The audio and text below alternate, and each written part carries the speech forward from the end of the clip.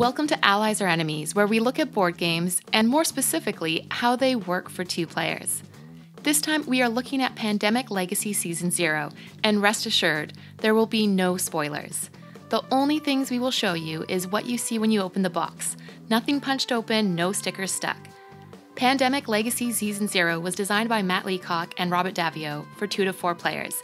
It is maybe the highest complexity of the series so far, but it is still fairly light, and each game will run about an hour. This is the newest game, but also the prequel to the phenomenally popular Legacy series, taking us back to the early 1960s Cold War era.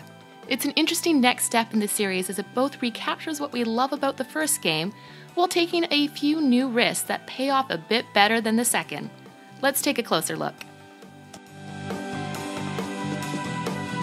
At its core, Season 0 is obviously Pandemic. You choose a slightly asymmetric role and move around the world from city to city dealing with problems before they spread, which is pointedly unlike the Netflix and snacks of a real pandemic.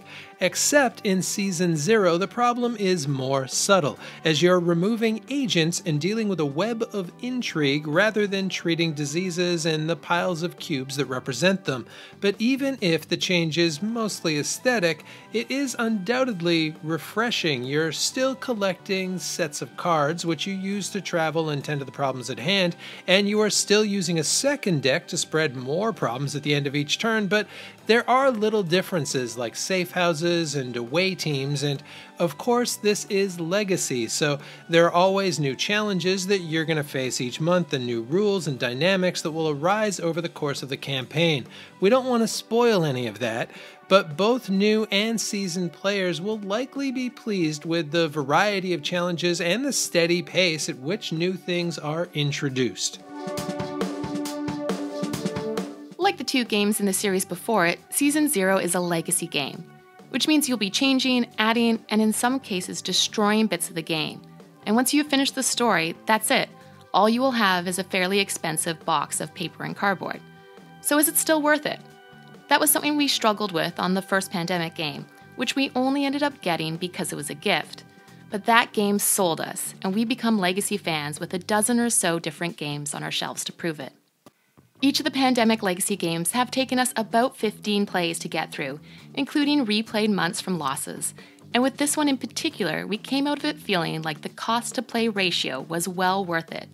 It won't be for everyone, but if you want an engrossing story, changing mechanics, and impactful decisions, this is a cool way to do it. We played at 2 players in all 3 Pandemic Legacy games and found that it worked great. We mulled over using 2 characters each right at the start of Season 1, but looking back, we're glad that we didn't, and that's even more true here. In Season 0, there are a few little tweaks to try and even out the difficulty across player counts, though fewer might still be a little bit easier, but it's still a fun puzzle, and it scales pretty well from 2 to 4. The biggest thing when it comes to player count is to make sure that all players are signed on for the full campaign.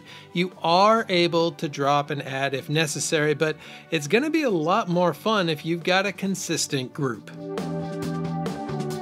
This will all come down to personal taste, but for our money, this is the nicest looking game in this series by far. Season 1 was more or less base Pandemic. Season 2 took some risks with a post-apocalyptic theme.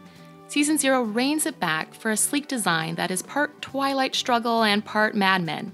The boards, the cards, the weird safe houses, everything is cool and modern, but in a 1960s way. And as always, the bits are way too nice for a game that you will eventually toss, or more likely put in a closet because you are convinced you'll figure out a way to use it again. This is an A+ production. I mean, just look at the character passports. With a Legacy game, you only get one shot, so everything has to be made with precision, and that is certainly the case here. This is the 3rd game in the series that we've played, so obviously we are fans, but this one does feel special. We would still highly recommend that people start with Season 1, both for gameplay and story reasons, and we would also say that despite the mixed reviews, we enjoyed Season 2, and we think it was worth the trip even if it was slightly flawed, but Season 0 really nailed it for us. The theme's terrific, the art style is very cool, and the tweaks to the game mostly work. One of the great things about these games is how well they work for new gamers as they slowly drip in new rules and concepts, and that's still very true here. There's still some small quibbles that came up through the campaign, and those might be more or less pronounced depending on your own journey through the game, but if you like the Pandemic series, this one's a no-brainer. And that is it. Let us know what you think in the comments. Do you have a season you liked more or less? Have you played Season 0?